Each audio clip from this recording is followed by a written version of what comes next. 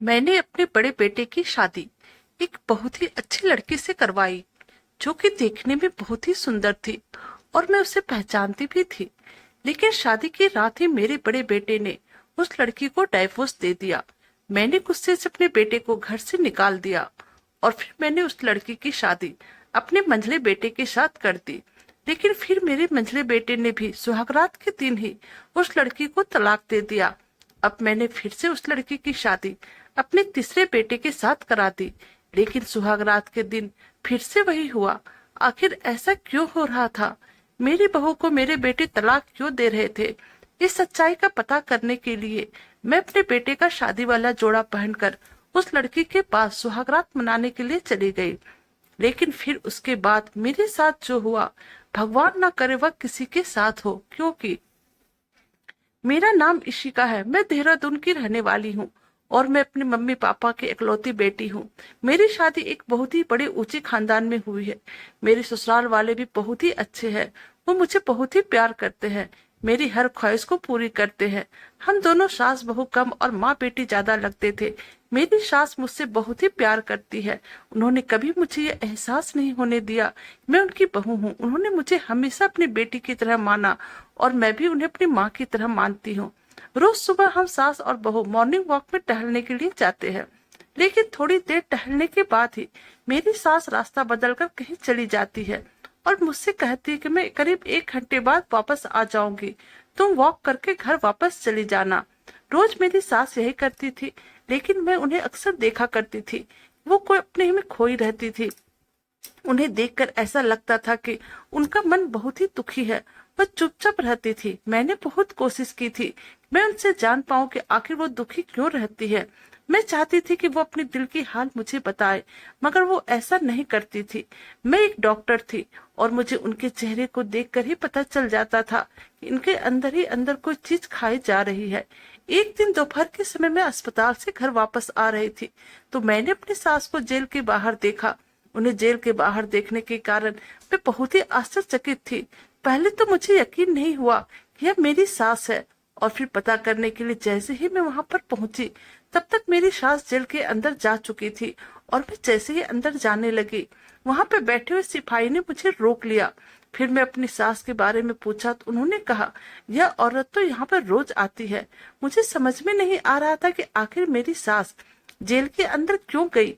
मैं वहीं पर खड़ी होकर उनका इंतजार करने लगी और करीब 1 घंटे के बाद मेरी सास जेल से बाहर निकली।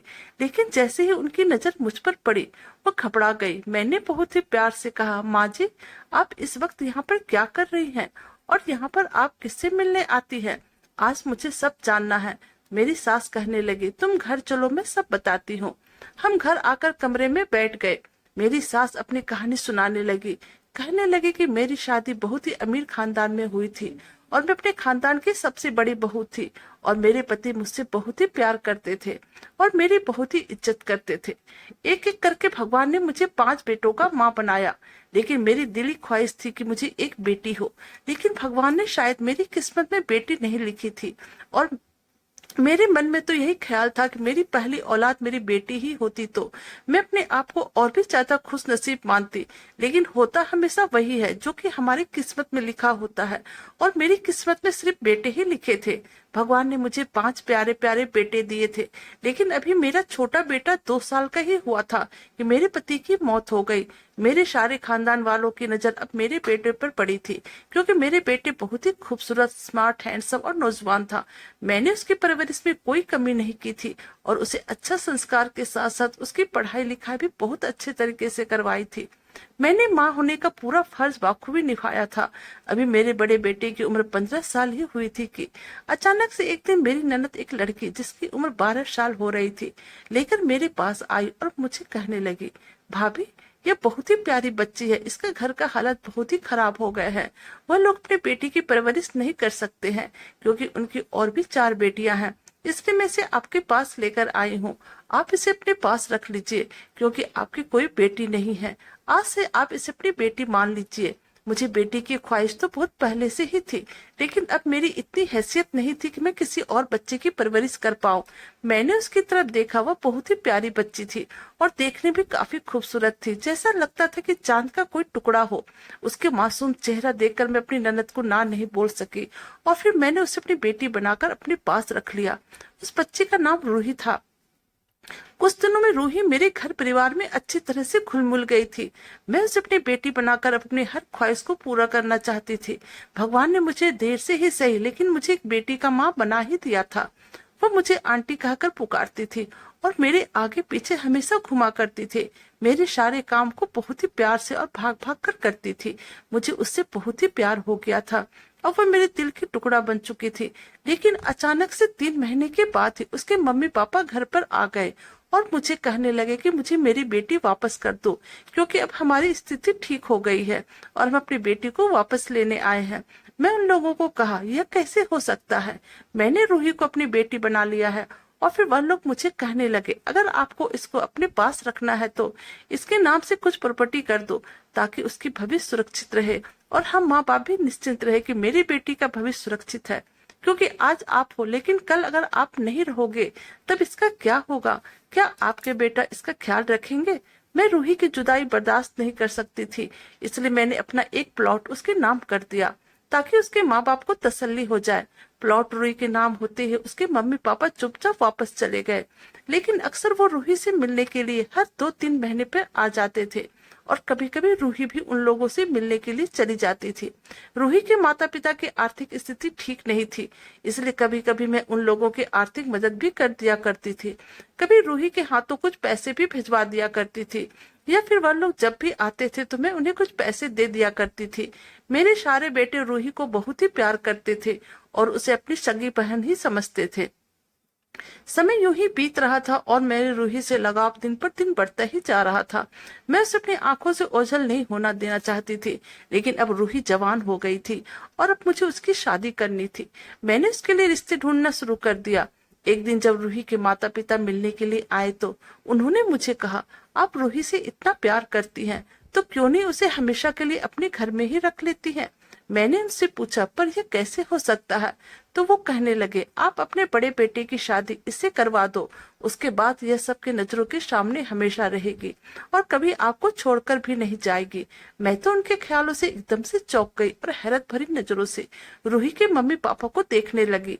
मैंने तो ऐसा सोचा भी नहीं था। असल में जिस तरह मैं उसे अपनी बेटी समझती थी, उसी तरह मेरे बेटे भी उसे अपनी बहन समझते थे। लेकिन फिर रूही के माता पिता ने मुझे बहुत समझाया, यह तो हमारी बेटी है, आपके रिश्तेदार तो नहीं है। हमारी आर्थिक स्थिति खराब होने के कारण हमने अपनी बेटी आपको दी और आपने उसके बहुत अच्छी तरीके से परवरिश की, लेकिन वह आपकी सगी बेटी तो नहीं है, इसलिए कोई गलत बात नहीं है। अगर आप अपने बेटे की शादी रूही के साथ कर दे तो मुझे उसकी बात समझ में आई और फिर मैंने अपने बड़े आयुष को यह बात बताई तो वो कहने लगा, मम्मी, मैं रूही को हमेशा अपनी छोटी बहन समझा है, मैं उससे किसी भी कीमत पर शादी नहीं कर सकता हूँ। वह यह शादी करने के लिए हरगिज तैयार नहीं था, लेकिन मैंने उसे बहुत समझाया और आखिर में मैंने उसे रूही के साथ शादी करने के लिए तैयार कर लिया। और अब कुछ दिनों बाद मैं रूही की शादी अपने बड़े बेटे के साथ कर दी। अब मैं बहुत ही खुश थी, क्योंकि रूही अब मेरी नजरों के सामने हमेशा हमेशा के लिए रहने वाली थी। अगर मैं बाहर किसी लड़की से अपने बेटे की शादी कर दी थी तो न जाने कैसी होती। अच्छा था घर की बात घर में ही रह गई। आज मेरे बेटे की सुहाग रात थी। दोनों को कमरे में छोड़कर मैं अपने कमरे में आ गई। अभी मुझे ज्यादा देर भी नहीं हुई थी कि बेटे के कमरे से चीखने और चिल्लाने की आवाज आने लगी। मैं घबराकर बाहर आई। बेटे का कमरा दरवाजा खुला हुआ था और जब मैं उसके कमरे में पहुंची तब मैंने देखा कि मेरा बेटा सोफे पर बैठा हुआ था और मेरी बहू कमरों के बीचों बीच खड़ी होकर रो रही थी। मैं जाकर रूही को गले लगा लिया, उससे पूछा, क्या हुआ, तुम इतना क्यों चिल्ला रही थी, सब ठीक तो है? लेकिन उसने कोई जवाब नहीं दिया। उस वक्त मेरा बेटा मेरे पास आया और मुझे बोला, मम्मी, मुझे इससे तलाक लेनी है। मैं उसकी बात सुनकर बिल्कुल हैरान हो गई। आखिर ऐसी क्या बात हो गई कि मेरा बेटा तलाक के बारे में बात कर रहा है?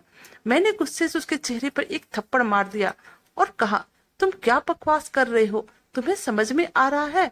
तुमने अभी क्या बोला? तुम होश में तो हो?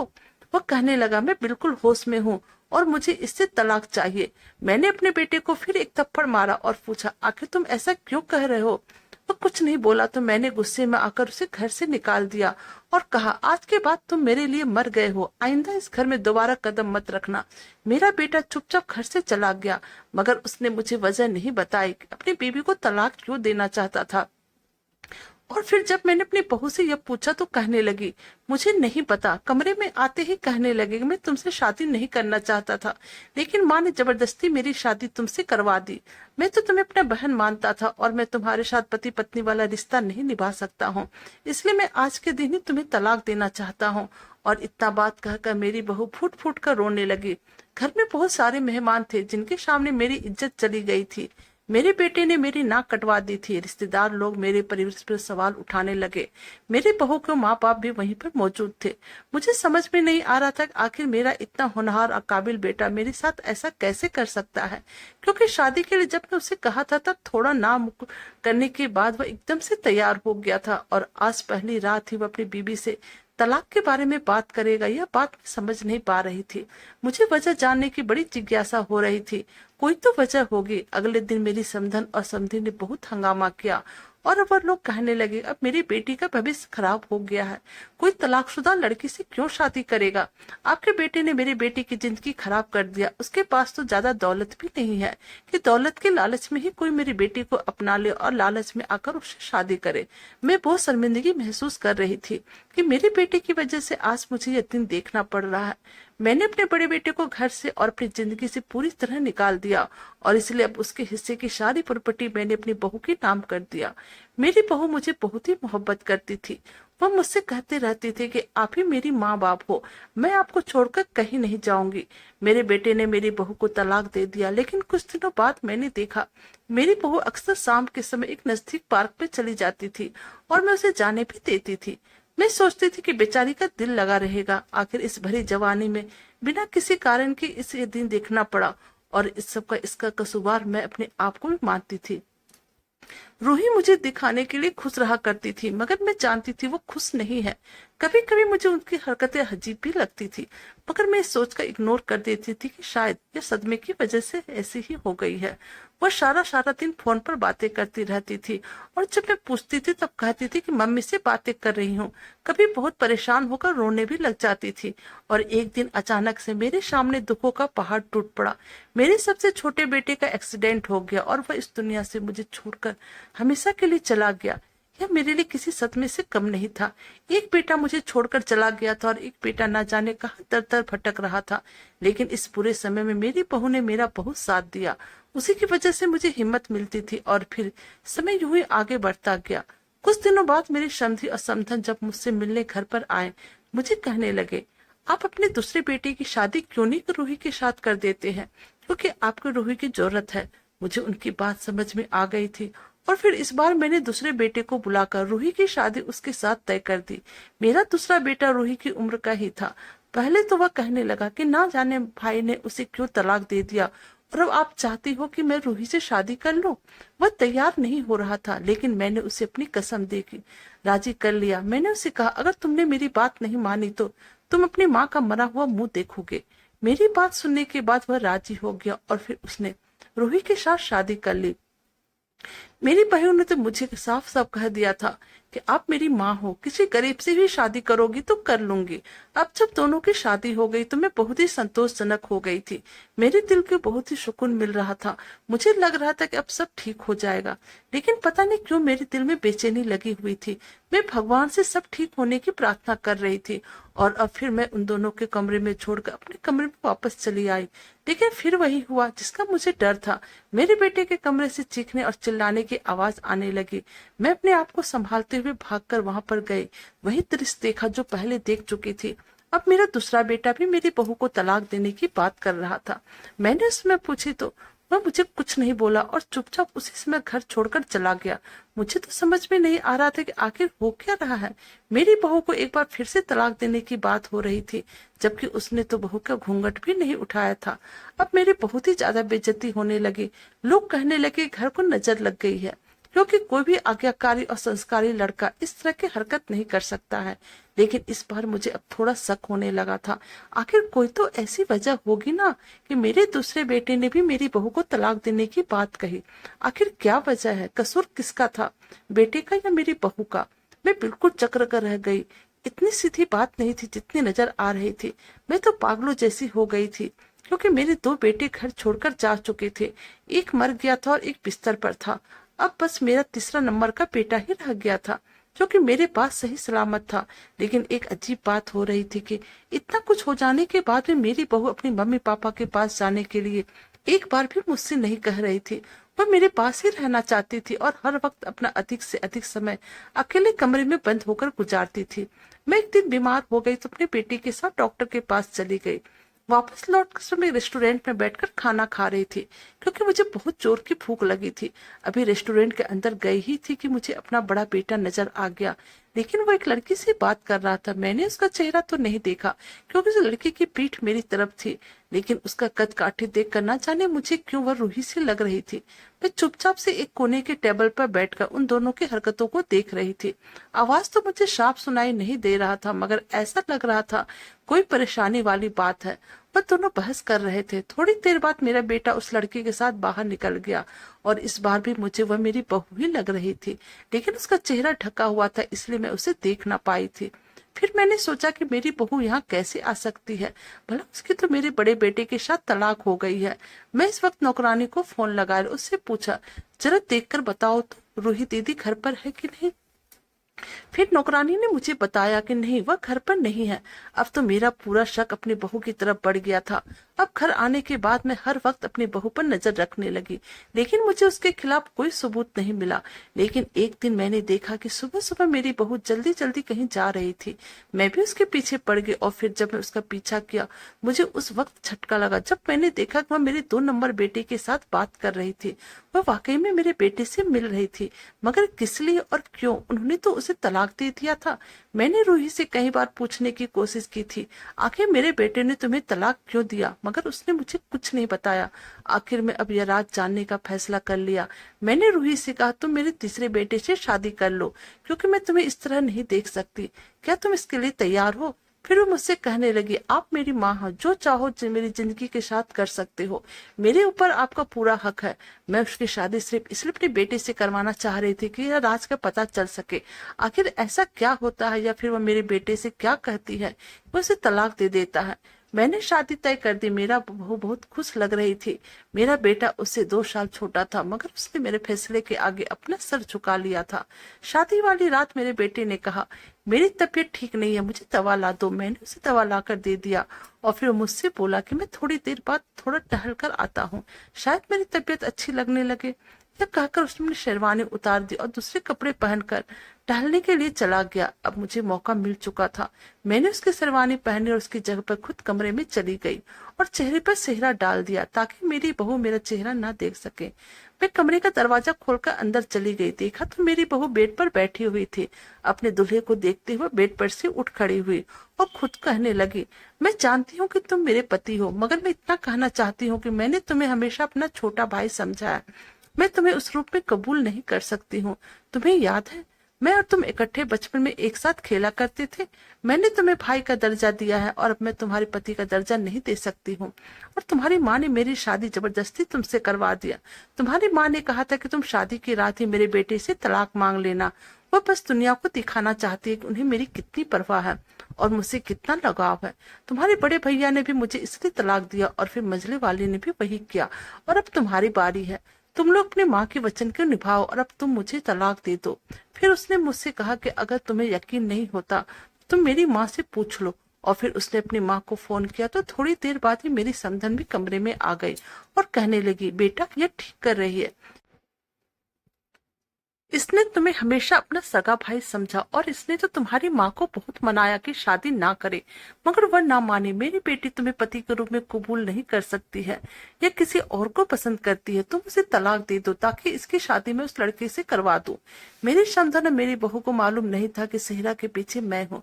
यह सब सुनने के बाद अब मेरी सांसें रुक गई थी, क्योंकि वह लोग कितनी सफाई के साथ झूठ बोल रहे थे। इन सब में मेरी श्रमधन भी मिली हुई थी।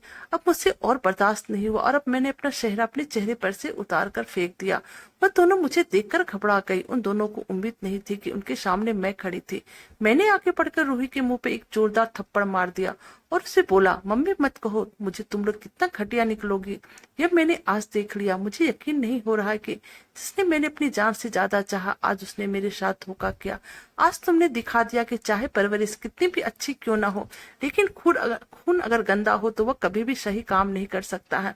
मैंने तुझे अपनी बेटी माना, लेकिन तुम मुझे अपनी माँ नहीं समझ पाई। अब किसी भी औरत को, किसी भी लड़की को अपनी बेटी बनाने में 100 बार सोचना पड़ेगा। तुम्हारी वजह से मैंने अपने बेटे को घर से निकाल दिया। आप मेरी श्रमधन आगे बढ़ी और मुझे बोली, एक बार मेरी बात सुनो, मगर मैंने उसे धक्का देकर पीछे कर दिया। रूही परेशान हो गई क्योंकि उसे पता चल गया था कि अब मुझे सब समझ में आ गया है। उसने जल्दी से मेरे मुंह पर हाथ रखा और मुझे कुर्सी पर बिठाकर मेरे हाथ और पैर को एक दुपट्टे से बांध दिया। मेरे मुंह पर भी कपड़ा ठूस दिया और कहने लगी, सॉरी सासू माँ, लेकिन अब आपको सब कुछ पता चल गया है और मुझे अपनी जान बचाने के लिए आपको साथ ये सब करना पड़ेगा। अब आप यहाँ ही कैद रहोगी। मैंने चिल्लाना चाहा, मगर मेरी आवाज मेरे मुंह में अटक कर रह गई। वो आखिर ऐसा क्यों कर रही थी? अचानक दरवाजे पे किसी के आने की आहट हुई। मेरी एक रिश्तेदार औरत थी। आवाज आई, रूही बेटा, सब ठीक है? रूही ने कमरे का दरवाजा न खोला, जोर से कह दिया, हाँ आंटी सब ठीक है, आप जाकर आराम करो। और अब उन दोनों ने मुझे कुर्सी समेत बाथरूम में बंद कर दिया था। थोड़ी देर बाद ही मेरे बेटे की आवाज आई, जो कि मुझे सुनाई दे रही थी। वह मेरे बारे में पूछ रहा था कि मम्मी कहाँ है, दिखाई नहीं दे रही है। वो कहने लगे, कमरे में ही होगी। मेरा बेटा मुझे ढूंढता रहा। मैं अंदर से तड़प रही थी। मैंने कभी सपने में भी नहीं सोचा था कि मेरे साथ ये सब होगा। कुछ देर बाद मुझे फिर आवाज आई कि मेरा बेटा मुझे ढूंढने के लिए घर से बाहर चला गया। मैंने बहुत कोशिश की अपने आप को आजाद करने की, लेकिन मैं सफल ना हो पाई। उसने मुझे बहुत जोरों से बांधा था। थोड़ी देर बाद रूही और उसकी मम्मी दोनों बाथरूम में आई और मुझे खींचते हुए निकालकर बाहर स्टोर रूम में जाकर बंद कर दिया। मैं अभी तक अपने बेटे के शेरवानी में ही थी। स्टोर रूम में बहुत गर्मी थी और मेरी हालत बहुत ही खराब हो रही थी, लेकिन मुझे उम्मीद था कि मेरा बेटा मुझे ढूंढते हुए आएगा। मगर पूरी रात गुजर गई, वह नहीं आया। मुझे वहां पर कैद हुए 2 दिन हो गए थे। रोहित सिर्फ एक बार मुझे खाना दिया करती थी और अब भूख से मेरी जान निकल रही थी। मैंने अपने आप को आजाद करने की कोशिश शुरू कर दी, जो मैं पिछले 2 दिनों से कर रही थी। शाम तक मैंने जोर लगाकर कुर्सी की काफी ढीला कर लिया था और रात तक मैंने अपने आप को छुड़ा लिया। रात को जैसे ही दरवाजा खोलकर रूही अंदर आई, मैंने स्टोर रूम में रखा हुआ डंडा उठा लिया और उसके सर पर मारकर उसे बेहोश कर दिया और खुद भागते हुए स्टोर रूम से बाहर आ गई। मेरा बेटा बेचारा मुझे ढूंढ ढूंढ कर थक गया था। मैं चीखते हुए बेटे को आवाज देने लगी। मेरी आवाज सुनते हुए भागकर मेरे पास आ गया। मेरी हालत बहुत बुरी हो रही थी। मैंने उसे बताया, तुम्हारी बीबी रूही ने मुझे स्टोर रूम में बंद करके रखा था और फिर मैं बेहोश हो गई। होश आया तो मैं अस्पताल के बेड पर पड़ी थी। मेरे दोनों बड़े बेटे मेरे पास सामने खड़े थे। मैं उन दोनों को देखकर बहुत खुश हो गई। मुझे लगा मैं एकदम ठीक हो गई। मैंने रूही के बारे में पूछा तो छोटे वाले कहने लगे, वह धोखेबाज लड़की इस वक्त अपने माँ बाप के साथ जेल में है। और मेरे बेटे ने मुझे सारी कहानी सुनाई कि मेरी समधन दौलत पर नजर जमाए हुए बैठी थी। जब मेरे पति की मृत्यु हो गई तो उसने चालाकी के साथ अपनी बेटी को हमारे यहाँ रहने के लिए भेज दिया। वह लोग चाहते थे कि हमारी सारी संपत्ति पर कब्जा जमा ले और इसी कारण जब उन दोनों ने हम लोगों के साथ यह सब चाल चला। मेरे बड़े बेटे ने मुझे बताया कि जिस दिन मेरी शादी रूही के साथ हुई थी, शादी की रात रूही ने मुझसे कहा कि मैं तुम्हारे साथ रिश्ता नहीं निभा सकती हूँ, मैं किसी और से प्यार करती हूँ और मुझे तुम तलाक दे दो। और अब मुझे उसका मकसद समझ में आ गया था। वह एक एक करके मेरे बेटे को घर से निकालती रही और खुद ही मासूम बेचारी बनी रही, ताकि मेरी सारी दौलत का अकेले मालकिन बन जाए। और उसका प्लान कामयाब भी हुआ था। उसने मेरे बड़े बेटे को घर से निकलवा दिया था। मेरा दूसरा बेटा मुझे कुछ कहे बिना ही घर छोड़कर चला गया था। बाद में बस सच्ची होने के खातिर उन लोगों से मिलती रही और कहती रही कि तुम्हारी माँ ने तुम लोगों को घर और जिंदगी दोनों से निकाल दिया है और अब तुम लोग भी उससे अपना रिश्ता तोड़ लो और कभी घर वापस ना आना। यहाँ तक कि फिर वह बर्दाश्त था, मगर उन लोगों ने दौलत के लालच में मेरे दोनों छोटे बेटों को जानबूझकर एक्सीडेंट करवाया था, वह दोनों मर जाए। यह तो भगवान की कृपा थी कि एक की जिंदगी बच गई। उन दोनों ने मिलकर मेरे हंसते खेलते परिवार को बर्बाद कर डाला था। बेटी बेटी कहती जुबान नहीं थकती थी मेरी, और वह इस तरह की निकली। वह मेरे घर को खा गई और यह सब उसके माँ बाप ने उसे सिखाया था। आज तीनों जेल में है। मैं कभी कभी रूही से मिलने जेल चली जाती हूँ। आखिर मैंने उसे अपनी बेटी समझकर पाला था। उसे जब देखने का दिल करता है तब मैं उसे मिलने चली जाती हूँ। वो मुझसे माफी मांगती है मगर मैं उसे माफ नहीं कर सकती। उसने मेरे बड़े बेटे को मुझसे छीन लिया, जो कि किसी भी सूरत में वापस नहीं आने वाला था। फिर मेरी सास कहने लगी, मैंने अपने तीनों बेटों को दोबारा शादियां कर दी। बड़े बेटे की शादी तुम्हारे साथ कर दी और आज मेरे अब बेटे सारे बहुत ही खुश हैं। जब सुबह तुम्हारे साथ घूमने के लिए निकलती हूँ तो 1 घंटा अपने मरे हुए बेटे की आत्मा की शांति के लिए मंदिर में जाकर प्रार्थना भी करती हूँ, जिससे मेरे दिल को बहुत सुकून मिलता है। तो दोस्तों, कैसे लगी आपको हमारी यह कहानी, प्लीज आप हमें कमेंट कीजिएगा। अगर आप हमारे चैनल पर नए तो हमारे वीडियो को लाइक, सब्सक्राइब और शेयर कीजिएगा। Thank you.